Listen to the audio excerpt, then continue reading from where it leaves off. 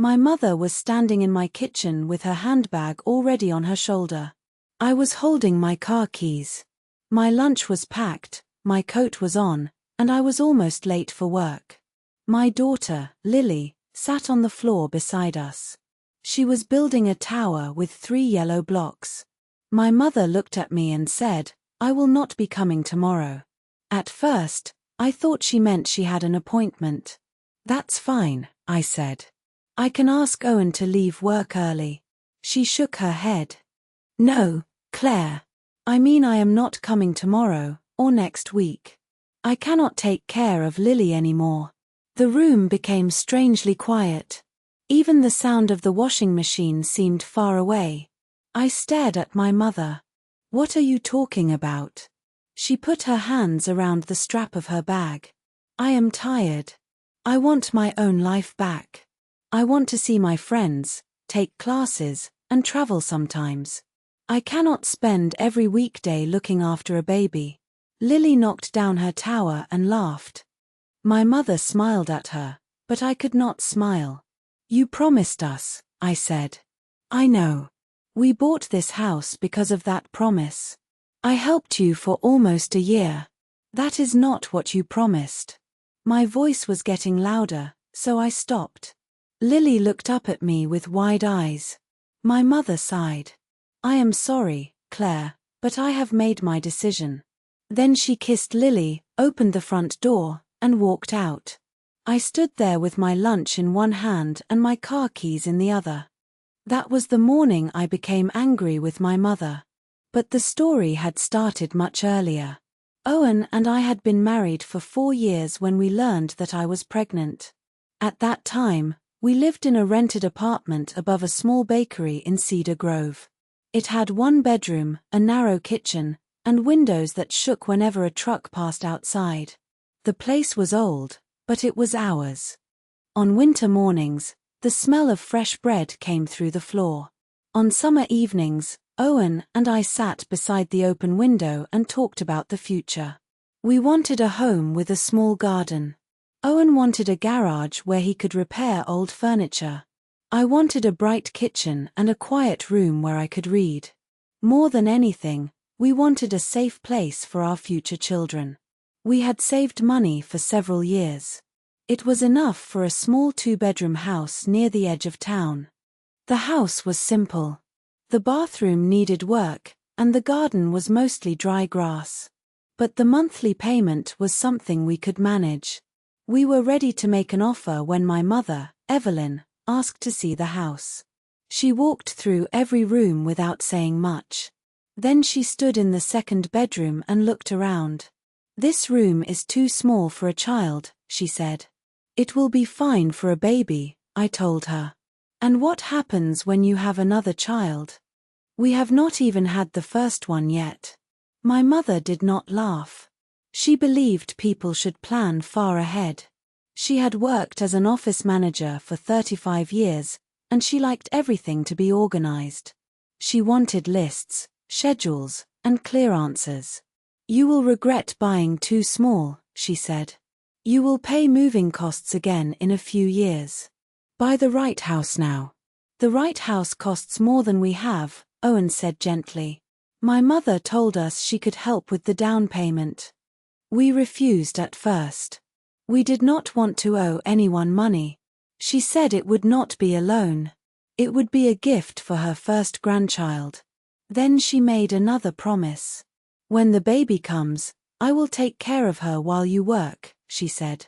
"You will not need to pay for daycare." I looked at Owen. Childcare was expensive in Cedar Grove. Some daycare centers also had waiting lists longer than a year. My salary paid almost half our bills. Without it, buying a larger house would be impossible. "Every weekday?" I asked. "Of course," my mother said. "I am retired now. What else am I going to do?" She laughed as if the answer were simple. I should have asked more questions. I should have asked how many hours she could manage. I should have asked what would happen when she became tired or wanted to travel. But I was pregnant, excited, and afraid. Her promise felt like a strong bridge across a deep river. We trusted it. A month later, we found a 3-bedroom house on Willow Lane. It had a wide kitchen, 2 maple trees in the yard, and a small bedroom that faced the morning sun. The price frightened me. Owen and I sat in our car outside the house and studied the numbers again. "If your mother really helps with Lily, we can do it," he said.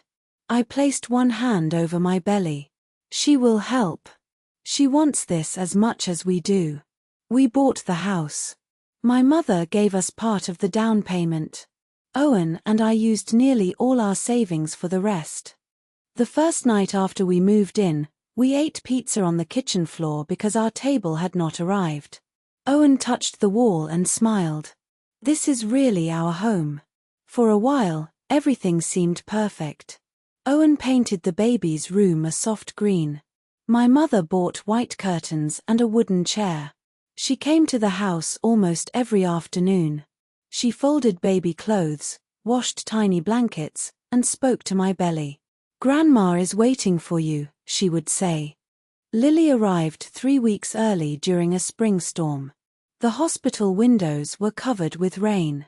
Owen held my hand while thunder rolled outside. When the nurse placed Lily in my arms, she was smaller than I had imagined. Her eyes were closed, and one tiny hand rested against my chest. I cried before I could speak. Owen leaned close to us and whispered, "Hello, little star." My mother visited the next morning. She held Lily for almost an hour and did not want to give her back. "I will take good care of her," she promised again. For the first 3 months, I stayed home. My days became a circle of feeding, washing, changing diapers, and trying to sleep. Some mornings, I did not brush my hair until noon. Some afternoons, I realized I had forgotten to eat lunch. But I was happy. I loved the weight of Lily sleeping against me. I loved the small sounds she made when she drank her milk. When my leave ended, I did not want to return to work. At the same time, I missed my job. I worked in the customer service office of a local furniture company. The job was not exciting, but I liked my team. I liked wearing clean clothes, finishing a task, and talking to adults. My mother began coming at 8 each morning. She always arrived on time. I would show her the bottles in the fridge and tell her when Lily had last slept. Then I would kiss my daughter and leave. The first week was difficult. I checked my phone every few minutes. I imagined Lily crying and reaching for me. But my mother sent pictures. In one picture, Lily was asleep on her chest. In another, they were sitting near the garden window. "She is doing well," my mother wrote. "Do your work and stop worrying." Slowly, I relaxed. For several months, our plan worked. Owen and I left for work in the morning. My mother stayed with Lily. In the evening, she told us about their day. She smiled at the red bird in the garden. She only slept for 30 minutes. She tried to eat her own sock. We laughed together. My mother often looked tired, but whenever I asked about it, she told me she was fine. Then small things began to change. She started arriving late. At first, it was only 5 or 10 minutes. Later, it became half an hour. Sometimes she called in the morning and said she had a headache. Other times, she said she needed to shop or meet someone for lunch. Owen and I changed our work hours when we could. I did not complain because she was helping us for free. I knew I should be thankful. Still, I started to feel nervous every morning. I never knew whether she would arrive. One Friday, she came more than an hour late. I found her sitting in her car outside our house. Her hands were still on the steering wheel. When I opened the car door, she looked close to tears. "What happened?" I asked. "Nothing," she said. "I am just tired." I told her I could stay home. "No," she said quickly. "Go to work." I made a promise. Those words should have warned me. Instead, they made me trust her again. 3 weeks later, She came into my kitchen and ended the arrangement. After she left that morning, I called my manager. I explained that I had suddenly lost my childcare. She gave me 2 days to find another plan. I called every daycare center near our home. The first one had no space for children under 2. The second had an 8-month waiting list. The third had one open place, but the cost was almost as much as my monthly salary after taxes. When Owen came home, he found me sitting at the kitchen table with papers all around me. Lily was sleeping in my arms. "There is no place we can afford," I said. He sat across from me. "We will figure it out." "How?" "I don't know yet." The next morning, I called my manager and left my job. She sounded sorry. "We can keep your position open for 2 weeks," she said. "After that, I have to hire someone." I thanked her and ended the call. Then I went into the bathroom and cried as quietly as I could. I loved Lily more than anything. But I had not chosen to stop working. The choice had been made for me by money, childcare, and a promise that disappeared overnight. The first weeks at home were harder than I expected. Lily was active now. She crawled quickly and tried to touch everything. She pulled books from shelves and food from my plate. If I went to the bathroom, she cried outside the door. If I tried to make a phone call, she shouted until I picked her up. Some days were full of laughter. Other days felt endless. Owen left home before 7 and returned after 6. When he came through the door, I wanted him to take Lily immediately, but he was tired too. He worked as an assistant manager at a building supply store. Most days, he stood for 10 hours and dealt with angry customers. We began arguing about small things. I complained that he had left his shoes in the hallway. He complained that there was no clean coffee cup. One night, Lily cried for almost 2 hours. When she finally slept, Owen and I stood in the kitchen without looking at each other. "I cannot do this alone every day," I said. "You are not alone," he answered. "It feels like I am." He rubbed his face. "What do you want me to do? Quit my job too?" I knew that was not fair, but his words hurt me. I turned away and washed a bottle that was already clean. The house my mother had told us to buy no longer felt like a dream. It felt like a beautiful box we could not escape. Our mortgage payment came every month. There was also insurance, electricity, food, and the cost of everything Lily needed. Without my salary, our savings began to fall. I called my mother several times. At first, I tried to sound calm. "Could you come one day this week?" I asked. Even 3 hours would help. She said she was busy. She had joined a painting class. She was also meeting friends from her walking group. "I need this time, Claire," she told me. "I spent my whole life working and taking care of other people. I am not asking you to give up your whole life." That is how it felt. Her answer made something hot rise in my chest. "You were the one who told us to buy this house. I gave you money. You also promised childcare. I did not sign a contract." I became silent. She seemed to understand that she had gone too far. "I did not mean it like that," she said. But I ended the call. 2 days later, I saw a picture of her online. She was standing beside a lake with 6 women from her walking group. They were smiling and holding cups of coffee. Under the picture, my mother had written, "A perfect day of freedom." I stared at that word. Freedom. I was wearing the same shirt I had worn the day before. Lily had thrown cereal across the floor. The kitchen sink was full, and I had slept 4 hours. My mother was celebrating freedom while I felt that I had lost mine. I closed the phone and cried. Then I felt guilty for crying. Lily was healthy. We had a home. Owen had a job. Many people had bigger problems. But knowing that did not remove my pain. The anger stayed inside me. It followed me from room to room. One afternoon, my friend Maya visited with her young son. She found me folding clothes on the living room floor. "You look exhausted," she said. "I am fine." "No, you are not." That was all it took. I told her everything. I told her about the house, my mother's promise, the daycare waiting lists, and the fights with Owen. Maya listened without trying to stop me. When I finished, she said, "Your mother had the right to feel tired. But she did not have the right to pretend her promise had no effect on your life." Her words were simple, but they helped me. I had been asking myself whether I was selfish.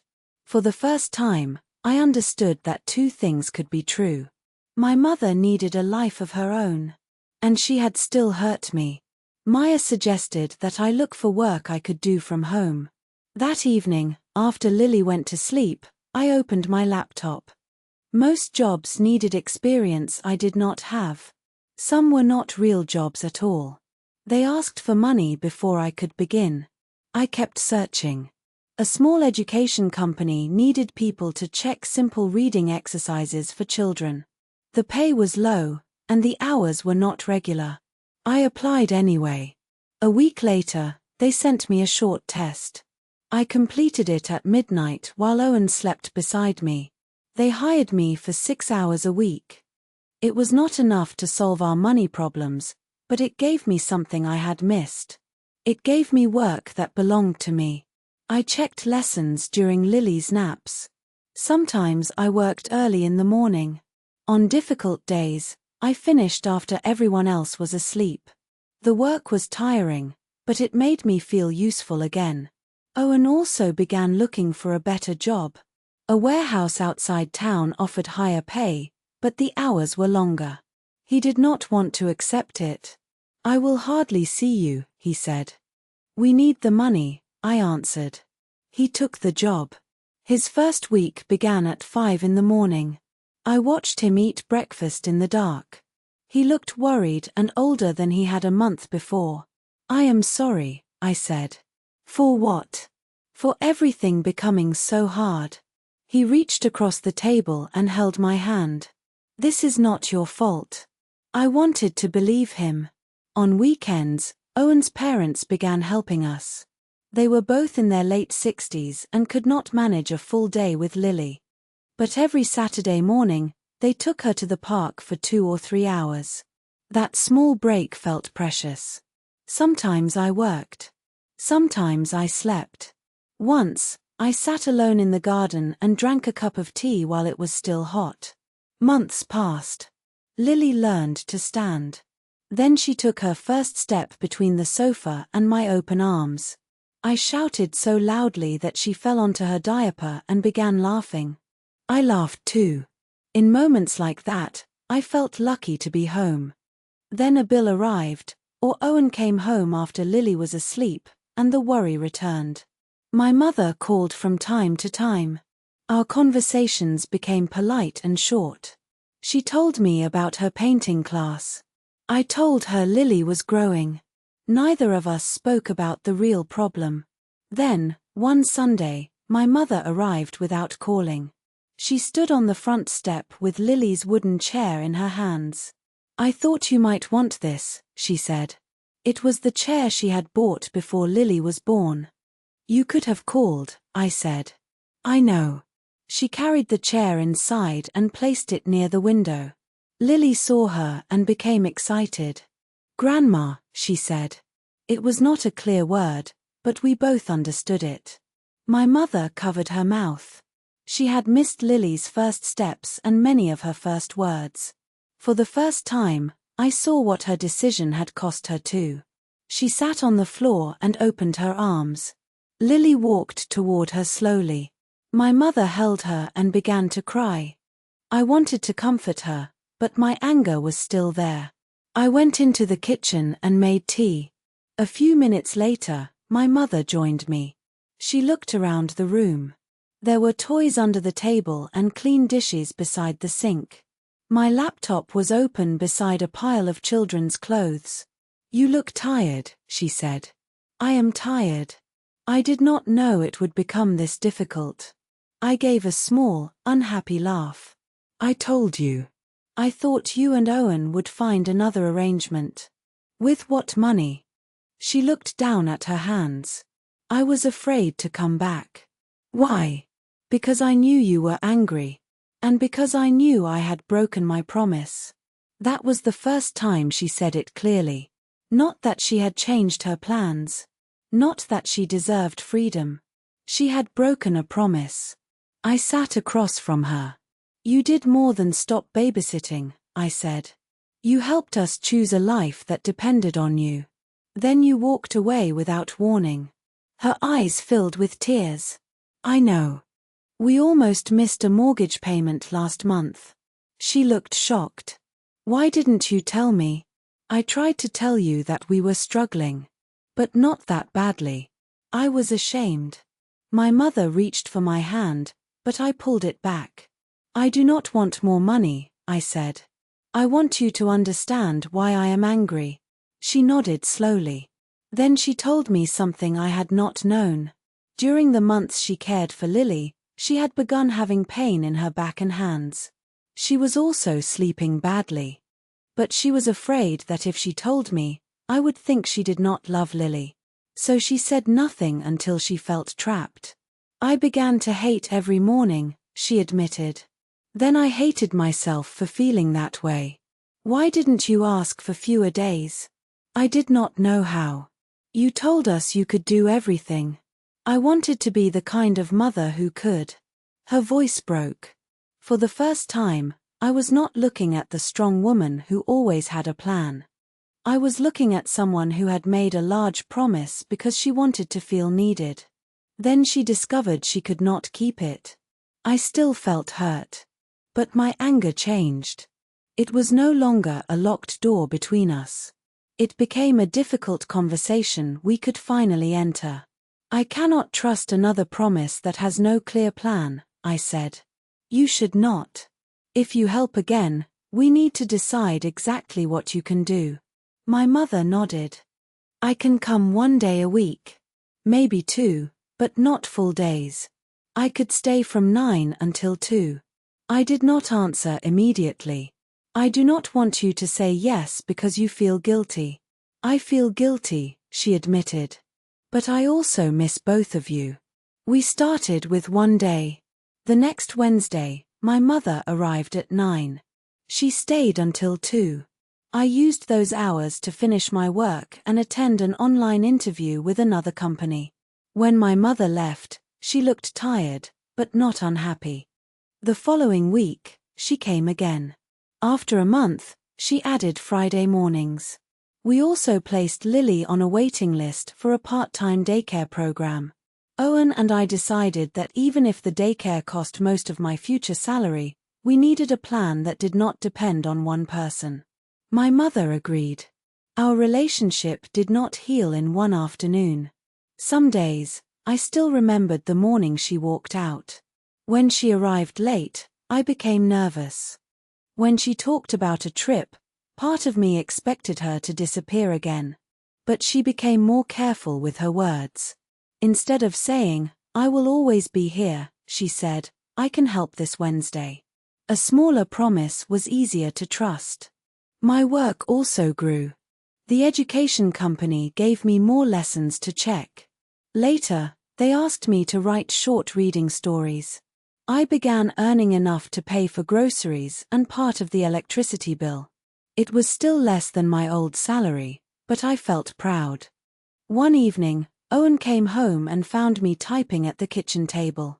Lily was asleep, and my mother had left an hour earlier. He put a small flower beside my laptop. What is this for? I asked. For not giving up. I looked at his tired face. You didn't give up either. We had changed during those difficult months. We had learned that love did not remove stress. People who loved each other could still become angry, tired, and unfair. So we began leaving short notes for each other. Owen left one beside the coffee machine. I know today will be hard. I am thinking of you. I put one in his lunch bag. Come home safely. Lily and I miss you. The notes did not fix our problems, but they reminded us that we were on the same side. By the time Lily was 18 months old, she could run across the living room. She loved music and danced whenever she heard it. She also loved books, especially the ones my mother read to her. One Sunday, we all went to the park together. Owen's parents brought sandwiches. My mother brought fruit and a blanket. Lily ran through the grass while the adults followed her in every direction. At one point, she fell. Before anyone could reach her, she stood up by herself. She looked at her dirty hands, then continued running. My mother laughed. "She is strong like you," she said. I watched Lily move toward Owen. "I did not feel strong," I answered. "Most strong people do not feel strong while they are struggling." We sat together on the blanket. For a moment, neither of us spoke. Then my mother said, "I am sorry, Claire. Not only for leaving, but for making such a large promise without understanding what it meant." I looked at her. "I am sorry I stopped listening to why you were tired. You had every reason to be angry." "Yes," I said. "I did." Saying it aloud brought me relief. I did not need to pretend that the pain had never happened. Forgiveness did not mean forgetting. It meant that the pain no longer controlled every conversation between us. Several months later, a part-time place opened at the daycare center near our home. Lily went 3 mornings a week. She cried on the first day. I cried in the car after leaving her. But when I returned, she was sitting at a small table, painting a blue circle with her fingers. She looked happy. My mother continued helping on Wednesdays. Some weeks, she also came on Friday. Other weeks, she had plans, and that was all right because we now had another system. I began working 15 hours a week. Owen later changed to an earlier shift, so he could be home for dinner more often. We were still careful with money. The house still cost more than we once planned to spend. But it no longer felt like a box. It became our home again. One evening, my mother stayed for dinner. After we ate, she sat with Lily near the window and opened a picture book. Lily climbed onto her lap and pointed at a yellow bird. "Bird," she said. "That's right," my mother answered. "A little yellow bird." Owen stood beside me in the kitchen. "You look happy," he said quietly. "I think I am. Are you still angry with your mother?" I watched them turn the pages together. "Sometimes," I said. "But not in the same way." The anger had not disappeared like smoke.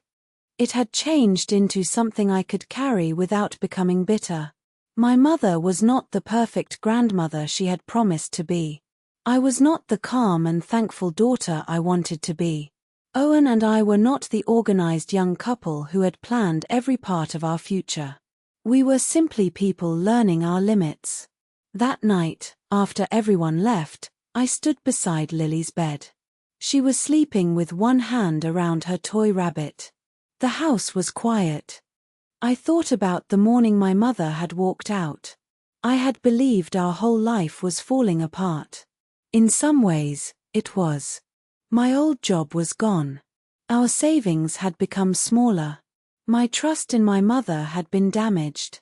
But something new had also begun. I found work I could do from home. Owen and I learned to speak honestly about money and stress. My mother learned that love needed more than a beautiful promise. And I learned that asking for help did not make me weak. I bent down and kissed Lily's forehead. Then I walked into the kitchen. A note from Owen was waiting beside the coffee machine. It said, "We are doing better than we think." I read it twice. Then I turned off the light and went upstairs. Our family was not perfect. Our plans had changed many times. But the people I loved were still trying. For that night, it was enough.